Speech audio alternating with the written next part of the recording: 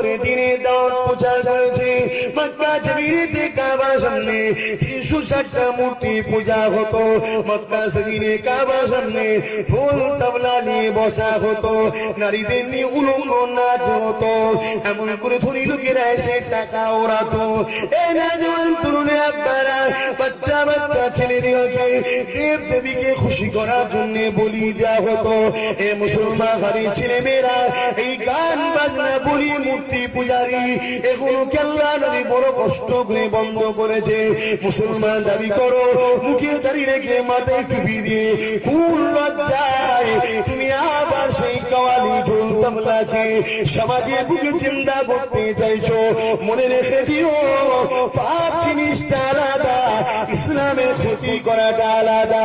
যদি কেউ সিনেমা দেখে ও নিজের পাপ করেছে, কেউ যদি সিনেমা হল খোলে ও ইসলামের ক্ষতি করেছে, কেউ যদি শরাব পান করে ও নিজে ক্ষতি করেছে, কেউ যদি শরাবের ব্যবসা করে ও ইসলামের ক্ষতি করেছে, কেউ যদি এমন করে গান শোনে সে নিজে ক্ষতি করেছে, কেউ যদি ফাংশন দেয় সে ইসলামের ক্ষতি করেছে।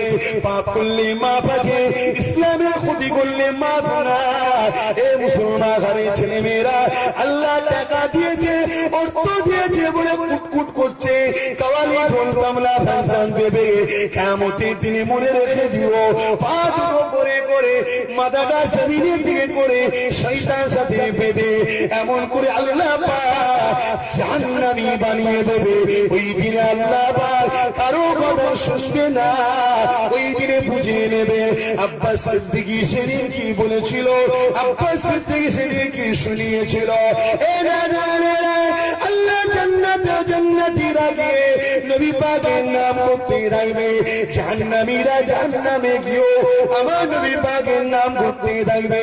জান্নাতীরা জান্নাতে গিয়ে বলতে লাগবে আল্লাহ নবীর কথা মেনেছিলাম বলে আজকে জান্নাতি হলাম। জাহান্নামীরা জাহান্নামে গিয়ে বলতে লাগবে কেন এদের পাল্লায় পড়ে কাওয়ালি ঢোল তবলা করতে গেলা, কেন এদের পাল্লায় পড়ে রাসূলের বিরোধী কথা বলতে গেলা, কেন এদের পাল্লায় পড়ে নবীর বিরোধী কথা বলতে গেলা। আজকে তাই জাহান্নামে যেতে হলো। এ মুসলমান ঘরের ছেলে মেয়েরা, ওই দিন চোখের পানি ফেলে কোনো লাভ হবে না। তাজিয়া করেছো, মাতম করেছো, কাওয়ালি করেছো, ঢোল তবলা করেছো, এই মাহফিলে বসে এক ফোঁটা চোখের পানি ফেলে দিয়ে আল্লাহ পাকের কাছে একবার বলো, আল্লাহ আমি আপনার বান্দা, জানতাম না এখনো হারাম শরিয়াতের পেশিরা একদল মোল্লা মৌলবীর কথা শুনে করে ফেলেছিলাম, একদল বেদাতির কথা শুনে করে ফেলেছিলাম। আল্লাহকে ক্ষমা চেয়েছিলাম আপনার কাছে। মুসলমান ঘরের ছেলে, এই সামান্য পানির বিনিময়ে আল্লাহ পাক তোমার জীবনের গুনাহকে মাফ করে দেবে।